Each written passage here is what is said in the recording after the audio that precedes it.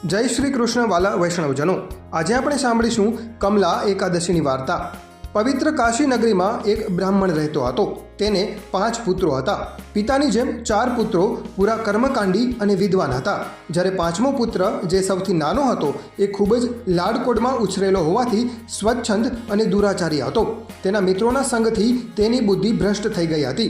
ઘણું સમજાવવા છતાં નાનો છોકરો સમજવાને બદલે પિતાને અને ભાઈઓને ત્રાસ આપતો હતો। એક દિવસ બ્રાહ્મણે કંટાળીને તેને ઘરમાંથી કાઢી મૂક્યો। નાનો છોકરો બધાય સગાવહાલાને ત્યાં જઈ આવ્યો, પરંતુ કોઈએ તેને આવકાર આપ્યો નહીં। તેના મિત્રોએ પણ તેને જાકારો આપી દીધો। તેથી નાનો છોકરો દુઃખી થઈને જંગલમાં ચાલ્યો ગયો। થોડો સમય તે જંગલમાં રહ્યો, પરંતુ તેને ચેન પડતું નહોતું। તેથી એક દિવસ તેને વિચાર આવ્યો, લાવ પ્રયાગરાજ જઈ ત્રિવેણી સંગમમાં સ્નાન કરું, જેથી મારા પાપોનો નાશ થાય અને દુઃખ દારિદ્ર્યનો અંત આવે। આવો મનમાં સંકલ્પ કરી બ્રાહ્મણ પુત્ર ચાલી નીકળ્યો। ભૂખ તરસ ટાઢ તડકો સહન કરતાં કરતાં ઘણા દિવસોને અંતે તે પ્રયાગ પહોંચ્યો। પછી ભગવાનનું સ્મરણ કરી ત્રિવેણીમાં સ્નાન કર્યું। ત્યારબાદ દેવદર્શન કરી ભૂખ્યો તરસ્યો એક ઝાડની નીચે બેસી ગયો। શરીરને થોડી કળ વળતા વળી પાછો ચાલવા લાગ્યો। આમ કરતાં રસ્તામાં એક આશ્રમ આવ્યો। બ્રાહ્મણ પુત્રને થયું, લાવ આશ્રમમાં જાઓ, વળી કંઈક ભોજનની વ્યવસ્થા થાય તો મારી ક્ષુધાને તૃપ્ત કરું। આમ વિચારી તે આશ્રમમાં ગયો। આશ્રમમાં મહાત્માજી કથા કરી રહ્યા હતા અને પુરુષોત્તમ માસની કમલા એકાદશીની કથા ચાલતી હતી। બ્રાહ્મણ પુત્રને થયું, કથા પૂરી થાય એ પછી બાપજીને બધી વાત કરીશ અને ખાવાનું માંગીશ। આમ વિચારી એ પણ કથા પૂરી થવાની રાહ જોતો બેઠો રહ્યો। મહાત્માજી કહેતા હતા, ભક્તો, પુરુષોત્તમ માસની આ પવિત્ર કમલા એકાદશીના દિવસે જે કોઈ ભાવિક નર કે નારી ઉપવાસ કરે, સ્નાન ધ્યાન કરે, દાન પુણ્ય કરે, તેના બધા પાપોનો નાશ થાય છે। એટલું જ નહીં, લક્ષ્મીજીની તેના ઉપર અપાર કૃપા ઉતરે છે અને ભક્તો, એ કમલા એકાદશી આજે જ છે। મહાત્માજીના આવા વચનો સાંભળી બ્રાહ્મણ પુત્ર વિચારવા લાગ્યો કે આટલા દિવસો સુધી મને ખાવાનું ન મળ્યું છતાં ચાલ્યું ગયું છે, વળી આજે પણ હજુ સુધી તો અનાજનું દાણું પણ મેં મુખમાં નથી મૂક્યો। તેથી લાવ હું પણ કમલા એકાદશીનું વ્રત રાખી ઉપવાસ કરું। આમ વિચારી બ્રાહ્મણ પુત્ર કથા પૂરી થયે કંઈ બોલ્યા ચાલ્યા વગર સૌની સાથે આશ્રમમાંથી બહાર નીકળી ગયો। ઘણો દૂર જઈ એક ઝાડના છાંયે બેઠો। ભૂખ તરસ અને થાકને કારણે તેને ક્યારે ઊંઘ આવી ગઈ તેનું ધ્યાન રહ્યું નહીં। તે ઘસઘસાટ ઊંઘવા લાગ્યો। આમ કરતાં કરતાં રાત થઈ ગઈ। અડધી રાત્રિનો સમય થયો। એટલામાં એકદમ જ ચારે તરફ પ્રકાશ ફેલાયો અને એક તેજપુંજ બ્રાહ્મણ પુત્ર સૂતો હતો ત્યાં પથરાયો અને પછી અવાજ થયો, હે બ્રાહ્મણ, ઉઠ, આંખો ખોલ બેટા। બ્રાહ્મણ પુત્ર એકદમ ઝબકીને જાગી ગયો। કોણ છે, કોણ છે એવું કહેવા લાગ્યો। ત્યારે ફરી અવાજ આવ્યો, બેટા, હું તારા પર પ્રસન્ન થઈ છું। બ્રાહ્મણ પુત્ર બોલ્યો, પરંતુ મને કાંઈ જ દેખાતું નથી, માત્ર પ્રકાશ દેખાય છે અને મારી આંખો અંજાઈ જાય છે। માટે પહેલાં આપ મારી સામે પ્રત્યક્ષ થાવ અને પછી કહો કે મારા જેવા પાપી, દુરાચારી અને સાવ હલકટ દુષ્ટ આત્મા પર આપ પ્રસન્ન કેવી રીતે થયા? કારણ કે આજ સુધી મેં કોઈ એવું સત્કર્મ કર્યું જ નથી।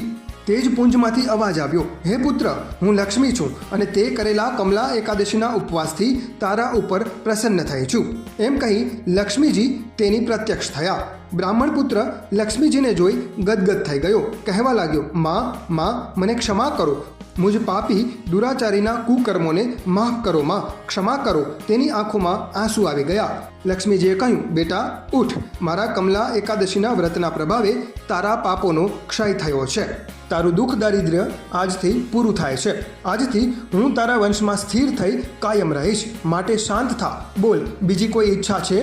બ્રાહ્મણ પુત્ર કહે, માતાજી, કમલા એકાદશીનું વ્રત મારાથી અજાણ્ય જ થઈ ગયું છે, પરંતુ હવે હું દર અધિક માસે આ વ્રત કરીશ। તેથી આપ મને વ્રતની વિધિ કહો। બીજું, મારા પિતા અને ચારેય ભાઈઓ વિદ્વાન છે, તેથી મને પણ આપ વિદ્યાનું દાન કરવા કૃપા કરો। લક્ષ્મીજીએ બ્રાહ્મણ પુત્રના મસ્તકે હાથ ફેરવ્યો। ત્યાં તો ચારે વેદ, 18 પુરાણો અને શાસ્ત્રોનું તેને જ્ઞાન થઈ ગયું। પછી લક્ષ્મીજી કહે, હે પુત્ર, સાંભળ, કમલા એકાદશીનું વ્રત અતિ પુણ્યકર અને અલૌકિક છે। આ વ્રતની કથા અતિ પવિત્ર અને કલ્યાણ કરનારી છે। જે કોઈ વ્રતધારી શ્રદ્ધા અને વિશ્વાસથી આ કથાનું શ્રવણ કરે છે, પાઠ કરે છે, તેને મહાપાતકમાંથી મુક્તિ મળે છે। વળી કપાસનું ફૂલ ફૂલોમાં ઉત્તમ ગણાય છે, ગરુડ સર્વશ્રેષ્ઠ છે, ગંગા નદી નદીઓમાં શ્રેષ્ઠ છે, પર્વતોમાં હિમાલય અતિ શ્રેષ્ઠ છે, તેમ બધી તિથિઓમાં એકાદશી શ્રેષ્ઠ છે। વિદ્વાનો અને જ્ઞાનીજનો એકાદશીના દિવસે લક્ષ્મીનારાયણનું ભાવથી પૂજન કરે તો બ્રહ્મા આદિ દેવો તરત જ પ્રસન્ન થઈ ફળ આપે છે. વળી હે બ્રાહ્મણ પુત્ર, કળિયુગમાં જે કોઈ ભાવિક નારાયણનું પૂજન કરી હરિસ્મરણ કીર્તન કરે, રાત્રિના જાગરણ કરે છે, તેનો અંત સમયે મોક્ષ થાય છે. વળી એકાદશીના દિવસે જે કોઈ ભાવિક ઉપવાસ કરે તેને દિવ્ય ફળની પ્રાપ્તિ થાય છે. માટે શુક્લ પક્ષની કમલા એકાદશી અને કૃષ્ણ પક્ષે પરમા એકાદશીના દિવસે ઉપવાસ કરવો અને આ વ્રતની વિધિ સહિત ભગવાન નારાયણનું પૂજન કરી સ્મરણ કીર્તન કરવું અને વિષ્ણુ પુરાણ સાંભળવું. એકાદશીની રાત્રે જાગરણ કરી બારસે વહેલી પરોઢે સ્નાન કરી ભગવાન નારાયણને જે કોઈ પંચામૃતથી સ્નાન કરાવે છે તેને નારાયણ જેવું દિવ્ય સ્વરૂપ મળે છે. ભગવાનને પંચામૃતથી સ્નાન કરાવી પછી પ્રભુને કહેવાનું કે હે નારાયણ દેવ, મને દિવ્ય જ્ઞાન ચક્ષુ પ્રદાન કરો. આમ પ્રાર્થના કરી બ્રાહ્મણોને ભોજન કરાવી દાન દક્ષિણા આપવી. પછી પંચતંત્ર મૌન ધરી સગા સંબંધી મિત્રો સ્નેહીઓ સાથે બેસી ભોજન લેવું. આવી રીતે જે કોઈ ભાવિક એકાદશીનું વ્રત કરે છે એ આ લોકમાં સુખ ભોગવી અંતે વૈકુંઠમાં જાય છે. આમ લક્ષ્મીજીએ બ્રાહ્મણને એકાદશીના વ્રતની વિધિ કહી. પછી બ્રાહ્મણને લક્ષ્મીજી કહેવા લાગ્યા, હે વત્સ, હવે તું તારે ઘરે જા, હું તારી સાથે જ છું અને તારે ત્યાં નિવાસ કરીશ. પછી તો બ્રાહ્મણ પુત્ર પોતાના ઘરે ગયો છે. પુત્રને જોતા જ બ્રાહ્મણે તેને આવકાર્યો. ચારેય ભાઈઓ તેને ભેટી પડ્યા. ભગવાન શ્રી કૃષ્ણ કહે છે કે હે પાંડવ શ્રેષ્ઠ, આમ કમલા એકાદશીનો અપાર મહિમા છે. જે કોઈ ભાવિક આ કમલા એકાદશીનું વ્રત કરે છે, શ્રદ્ધા અને ભક્તિથી તેની કથા સાંભળે છે અને ઉપવાસ કરે છે, તેના પાપોનો ક્ષય થાય છે. વળી તેને વૈકુંઠમાં વાસ મળે છે. જય પુરુષોત્તમ રાય.